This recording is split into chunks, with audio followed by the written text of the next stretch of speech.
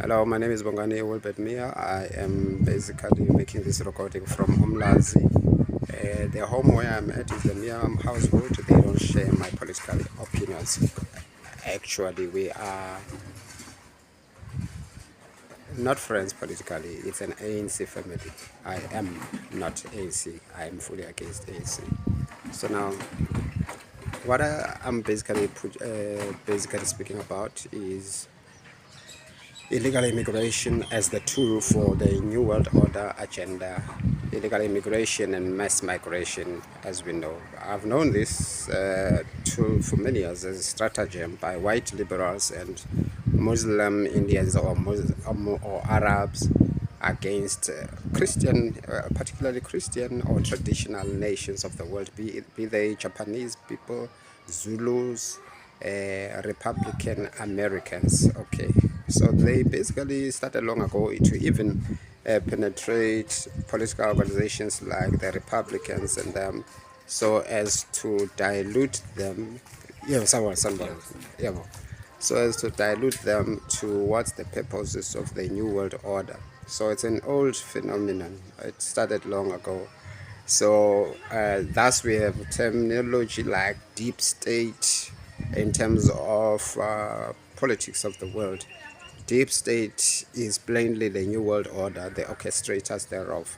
They are in every country. They arrived in South Africa when gold was discovered by the British. All right, but well, gold was always known to be here. The reality of the matter. They were moving inlands prospecting for the gold. They were looking for gold because they knew gold is here. So from historical records, because I believe King Solomon received gold from here in those ancient times. Now the issue that has happened, or since the Cecil John Rhodes and them, is basically the New World Order. It was exactly European colonialism, but behind it was the New World Order towards the Antichrist. So we were being pushed and forced towards the Antichrist system from back then to this period. All right. So now it has been done stage by stage, in little steps by little steps, because it's like when you are putting a frog, the strategy of Ramaphosa, in a pan and then boil it little. The frog won't jump out of the pan because it is cold-blooded. It takes a while to notice it is being boiled. All right, so by the time it realizes, it's already too late. So that's the stratagem of the white liberals, who are the same white people, or the same combination which brought down the French monarchy in the 1700s, in the French Revolution, which basically hijacked the quest of freedom by the French people to use it in order to bring down the monarchy and the church. All right, so may I also highlight that God's system of rulership, of political leadership, is monarchy kingdoms, not elected political organizations as such. Call it democracy, but it's not God's system. All right.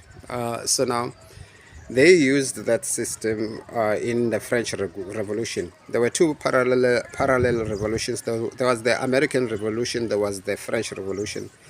The American Revolution was inspired by God-fearing Christians, Protestant Christians, that were supposed to be, in order to free themselves from the oppression of government Christians, the Roman Catholics and them, who were oppressing freedom and abusing people, and basically acting like how the South African government of whites and blacks, the GNU and before, has always operated against the poor. So now that's what happened there in Europe. So the Christians of Europe, formed after Martin Luther and fought to free themselves. Half of white people of Germany died in the quest for freedom, which was led by Protestant Christians. So quests for freedom have always been led by Christians. Hence, the very ANC itself was formed by the ANC by Christians, but the unbelievers took it and corrupted it to the new world order entity that it is today. So basically, the stages go back to the French Revolution to understand what the Cecil John Rhodes and them came to do here in South Africa. Thus, the attack of the Zulu nation in 1879. Understand why, when Zulus formed the South African National Natives Congress, the British and the French and them basically conspired with the Xhosa people and hijacked the ANC, the SANC from the ideals that Zulus had to unite black South Africans against colonizers, invaders that were being brought into the land, and diluted the strategy of black South Africans by bringing in foreigners called black immigrants who were working for whites in the mines. And that's the premise of the capital system which is ruling South Africa, which Zuma clearly was trying to fight against, as we got duped into believing he's capturing the state. He was trying to free the country from state capturers who are whites from Europe. He was trying to capture it by capturing it, which makes sense. So now the issue is, they basically then penetrated the SANC via the Xhosa and hijacked it. And then in no time, the ANC was formed in 1923, deviating from the intended plans by Pixley, Isaga and them. Did the ANC attack Zulus right in the 1920s. And then Zulu kings left the ANC. Remember, the original SANC had Zulu kings in it, but what came when the Xhosa took over and got used by the British colonialists via the Methodist Church and all the Anglican Church, all those colonial churches that Americans freed themselves from. The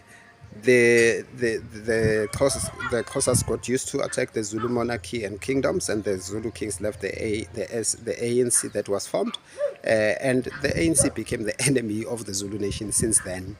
So every Zulu who has been ANC to this day has always been the enemy of the Zulu nation, no doubt about it. That is why the ANC, even when it said to be fighting against apartheid, they killed the Zulu people. All right, they made Zulu people to kill one another.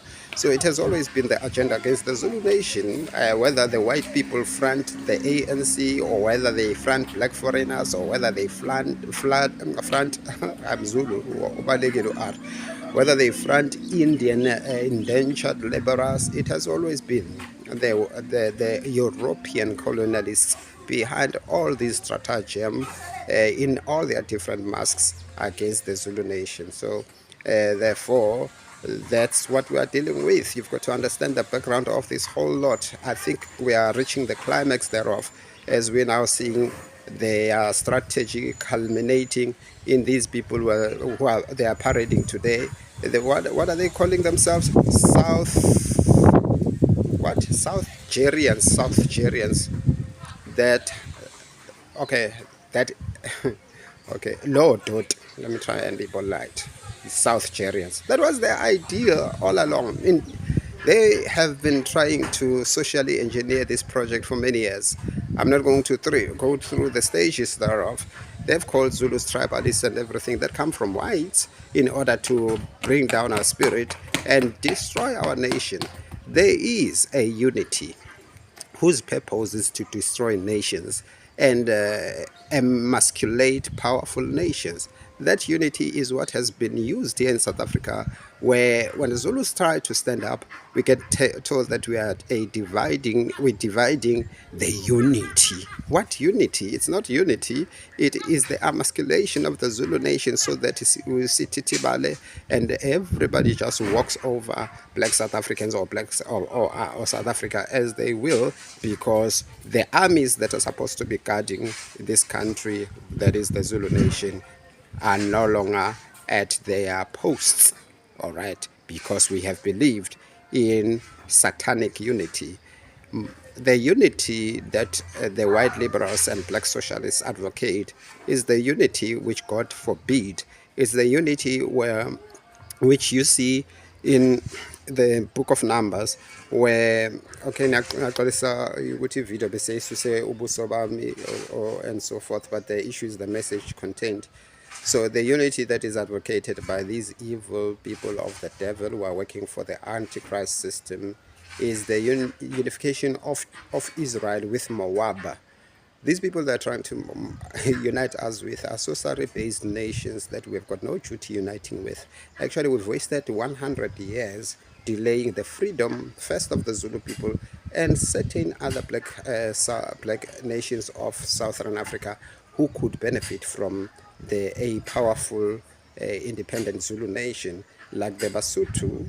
I believe the Basotho need us basically in their own quests, but they too have gotten deceived by Ramaphosa and Malema, who divided them from the Zulu nation exactly for the agenda of the white liberals who are behind them. Malema is part of the New World Order.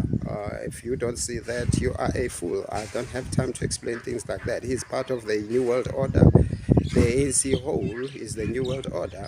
What used to be something that is blocking the New World Order were the Boere and the IFP. Unfortunately, the IFP got penetrated with puppets of the DA long ago. We saw these things, it's just that we couldn't explain them because I used to be IFP as to what was happening within the IFP. So now today the face is clear. They were always working for the DA, hence they are in that GNU of the NWO against Zulu people. All right, so they've always been that. And then this is where it brings the history of Buthelezi. We thought he was fighting against the homeland system, but now you can see he was actually not fighting against the homeland system, but against the whole independence of the Zulu kingdom. All right. Now that's the problem. Why was he doing that? Because that works in the favor of the British and white capitalism who are controlling South Africa. Whom was he representing? He was not the puppet of Boere, no, but he was definitely the puppet of white capital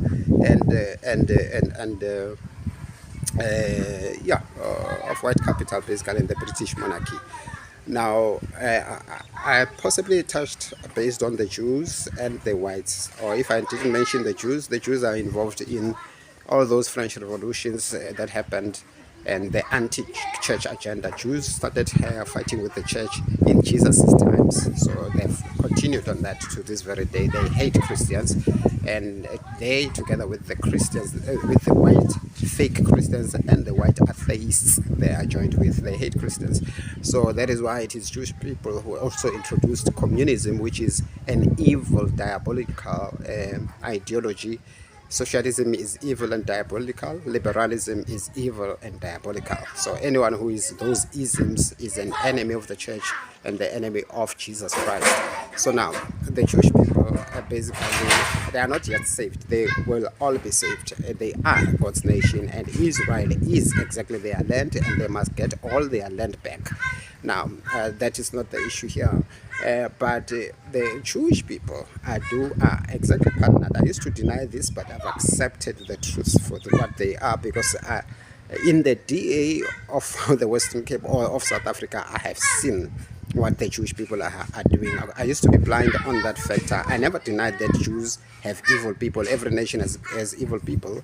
But perhaps I did not quite absorb the level of depth that they are in the subjugation of nations of the world. I could see white people were doing those subjugations, but I did not really fully understand the Jewish factor. So yes, the Jews were involved in French revolutions. They were involved in regime and ideology changes in Europe. It is exactly the Jews who promulgated communism. Interestingly enough, white guns did not shoot the Jews who did communism, but they shoot blacks. They shot blacks. They said were communists. I wonder today if those blacks were communists ever than black people who were fighting for the sovereignty of their nations, independent of white control of Europe, in particular economically. I think they were trying to fight for the freedom of their nations economically, because getting political freedom and not having economic freedom is a farce. Basically, you are not winning,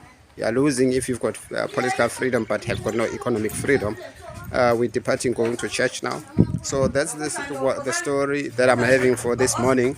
Oguti, the black illegals who are brought here were brought to destroy the Zulu nation.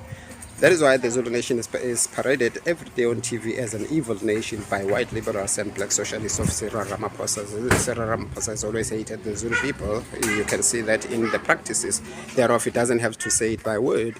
So we are at war. I said in 2020 they are coming for the Zulu nation. The prophet who was based in Eastern Cape, who is behind the YouTube page which is called Jesus Reigns TV, God showed him that there's a war against the Zulu nation. The third party is clearly for that war. Only involves Zulu leaders of the IFP in actually basically also deceiving them, or they participated in that thing willfully because of their infatuation with Zulu hatred, with Zuma hatred. I don't know, but they are part of it. So the destruction of the Zulu nation is at work. Where's the Zulu king? Okay, he got bribed by Ramaphosa. That what person told us with how did Ramaphosa basically own Mrs. Zulu. What happened to King Goodwill Zwelithini? I wonder. I never believed in COVID. I believe the same thing that killed the Queen is what killed King Goodwill, exactly for the purposes at hand, the destruction of the Zulu nation. I once amazulu esandlwana angazi mhlamba yogida as per the usual. Mhlawumbe yahamba. Ngathi sinesilo sangempela uShaka wenzakalani? Waqeda iculture yokuya entabeni, circumcision wenza ama-reforms asheshayo to defend and build the Zulu nation. Are we not supposed to be urgently stopping all these practices which are wasting our time as the Zulu nation and uniting to defend the Zulu nation? Let's see what the king does, but I'm not expecting anything from this king who is, for me, an Ahab of these end times to the Zulu nation. We and just say, for now, the king that is upon, or which was put on the Zulu nation, has never defended Zulus on a single issue since he became 2 years ago. Thank you.